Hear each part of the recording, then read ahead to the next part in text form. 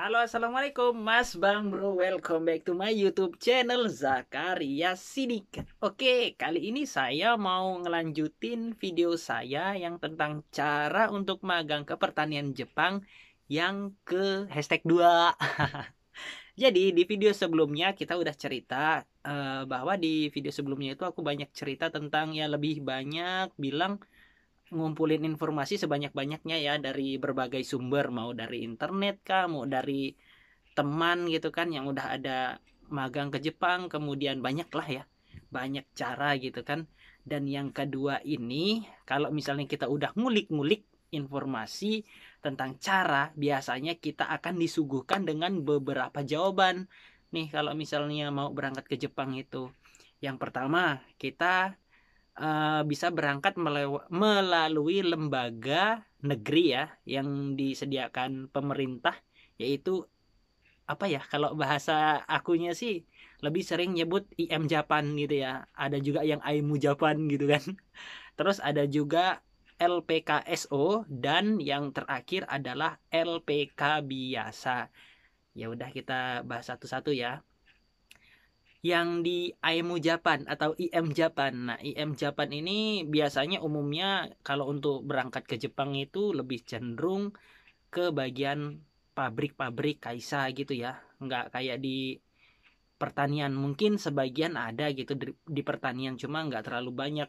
Menurut informasi yang saya dapat sih begitu. Kebetulan saya kan punya teman, dia itu pernah ikut di IM Japan, tapi dia di beberapa terakhir gitu kan, pas sebelum keberangkatan dia gagal berangkat gitu karena ada something wrong gitu ya.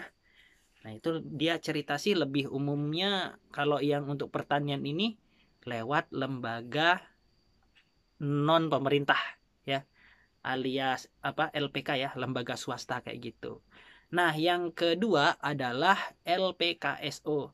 Jadi LPKSO itu lembaga penyaluran yang sudah memiliki apa ya, kerjasama langsung dengan lembaga di Jepang. Jadi biasanya itu kan ada yang nggak langsung gitu ya, yang nebeng-nebeng kayak gitu. Jadi dia ini bisa memutuskan memberangkatkan atau enggak gitu pada saat interview, biasanya di kayak gitu. Orang Jepangnya langsung ataupun dari pihak LPKSO itu sendiri.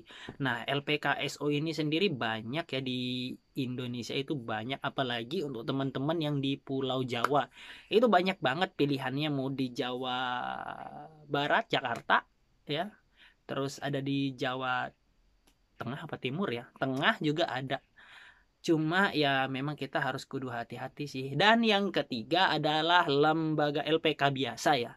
Jadi LPK biasa ini nih biasanya itu tuh mereka berdiri atas dasar ingin membantu LPKSO itu tadi ya. Biasanya kayak ada anak-anaknya gitulah. Kalau nggak pun anak-anaknya itu tuh ada eh, agen ya, agen yang mendirikan secara pribadi gitu kan.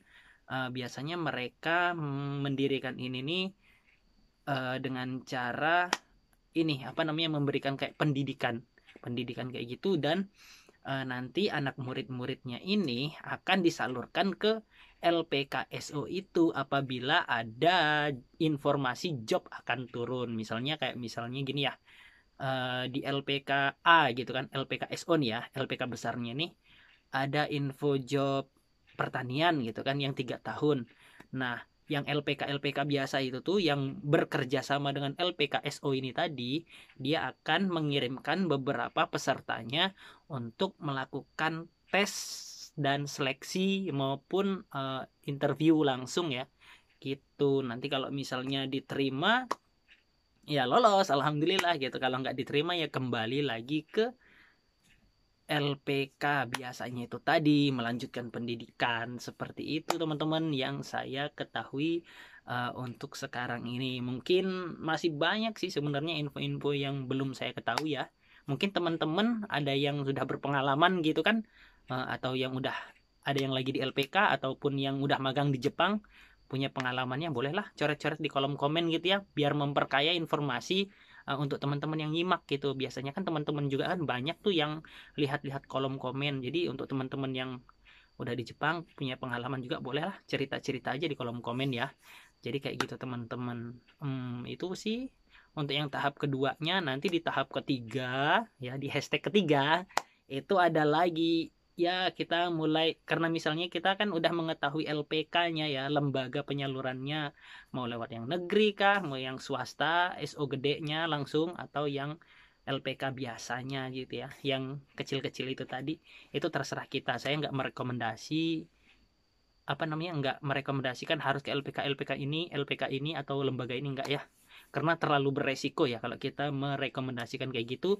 Kalau misalnya ada kejadian apa-apa, nanti takutnya nggak enaknya itu di kita juga, kayak gitu teman-teman.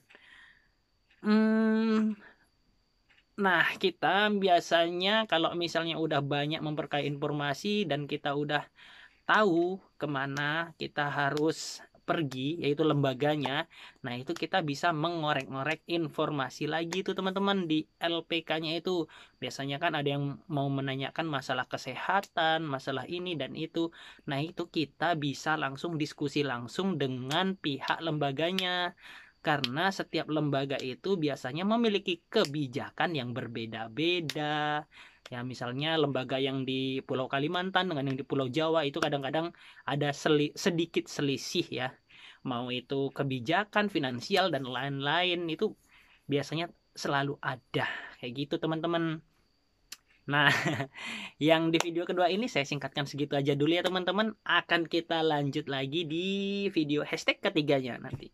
Itu tentang pendaftaran dan lain-lain ya. Nanti akan kita sambung juga di episode-episode selanjutnya. Terima kasih.